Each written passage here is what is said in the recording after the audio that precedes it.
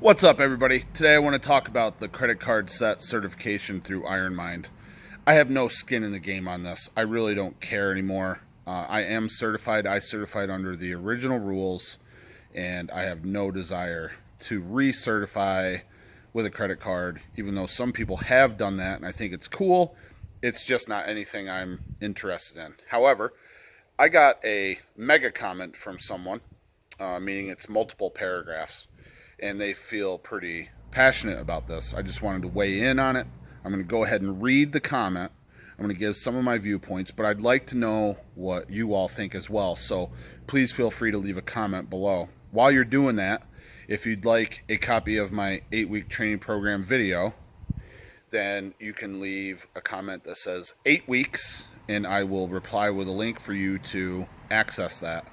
What you're going to do is put your email address in, and the link to the program will be sent to your email address. Just so there's no confusion on that, the link to download it gets sent to your email address.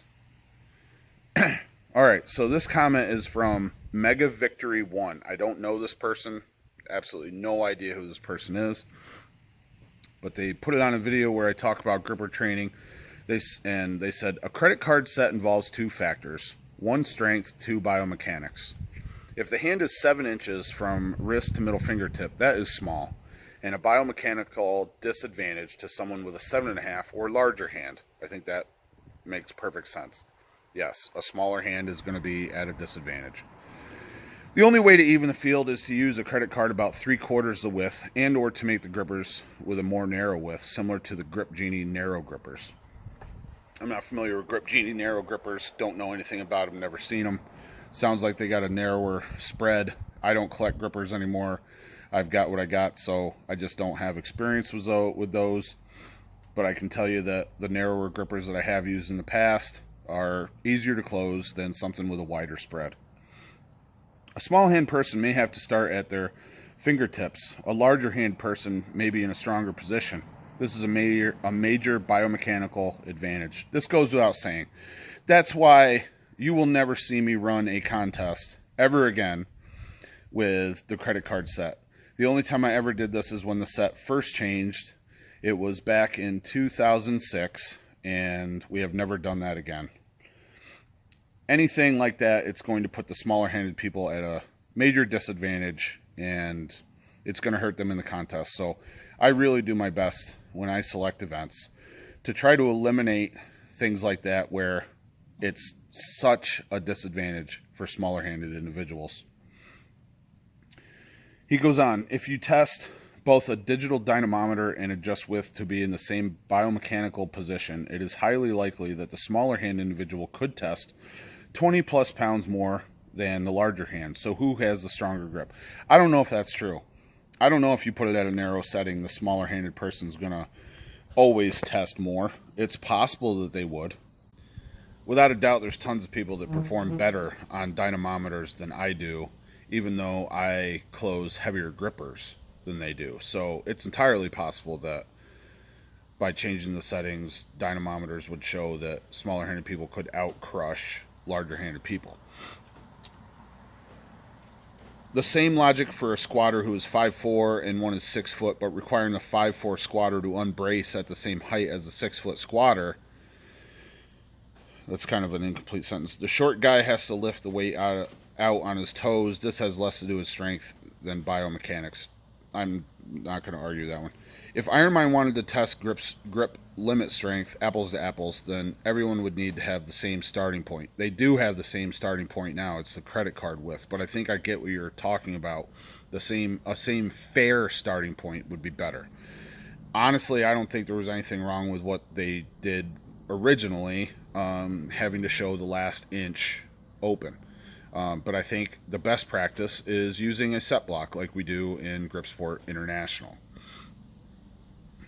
Now, one may argue some deadlifters have long arms and short torsos. That is a mechanical advantage. Yes, but it is a natural advantage, not an equipment issue. It would be like one lifter using a very thin deadlift bar and then one using an axle bar to deadlift and then calling them equal opportunities. I guess.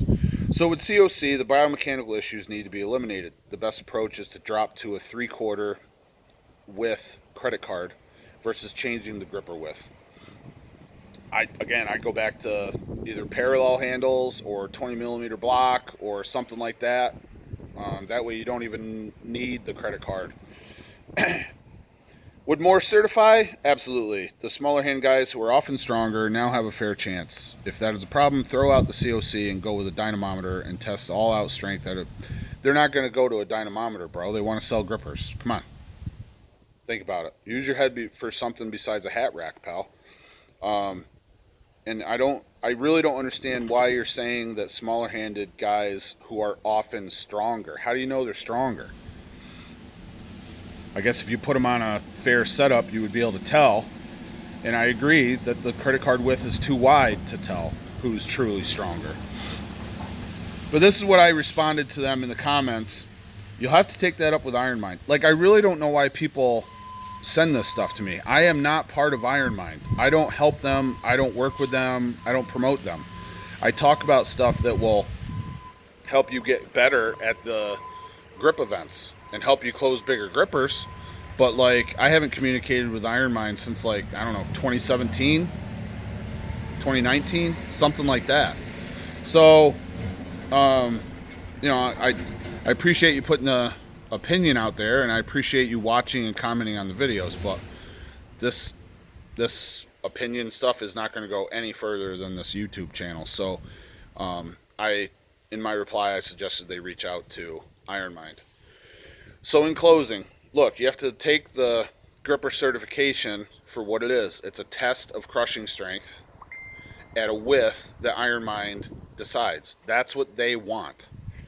So the idea of the width being too wide has been communicated to them ad nauseum for years. Like I said, I think they changed the rules in like 05 or 06, and there's been discussion on top of discussion on the grip board for years. It's never ended to this day, and they won't change it.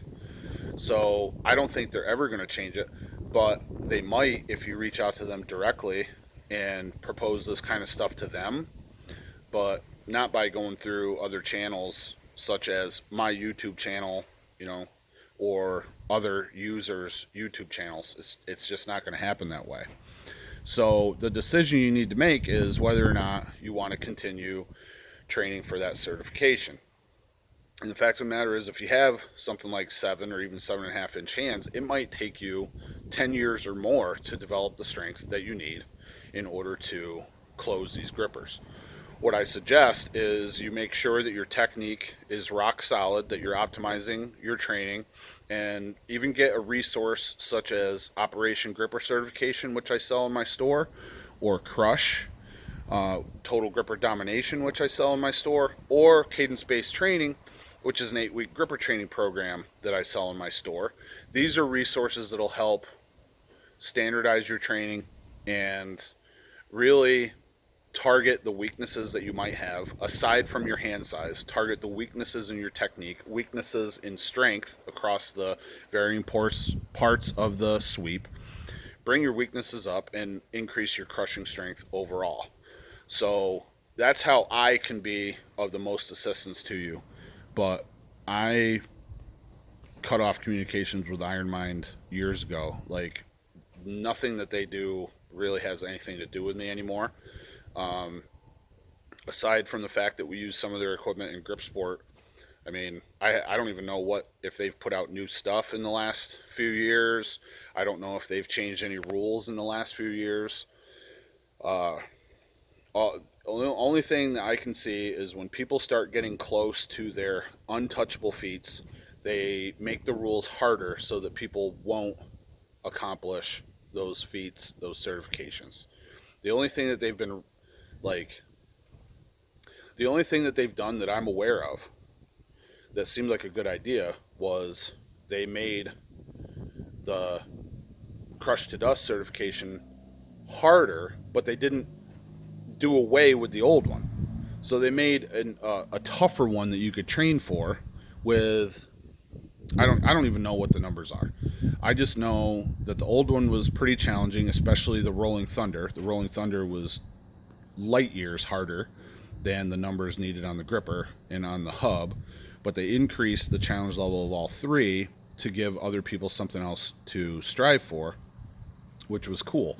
But in the past, when they've made things harder, they took away the easier option. So I'm surprised that they actually kept the basic crush to dust certification, to be honest, based on their past decision making. So I guess that's it for right now. I'm interested in hearing what you think. You can leave a comment below and weigh in. And maybe there's some people that have been around, for several years that can echo some of the things that I've said. Like, it's like beating a dead horse when you try to communicate to Iron Mind about some of the decisions they make. And if you'd like a copy of that 8-week training program video, then go into the comment section, type 8 weeks, and I'll get you the link so you can access it. Thanks. All the best in your training. Take care.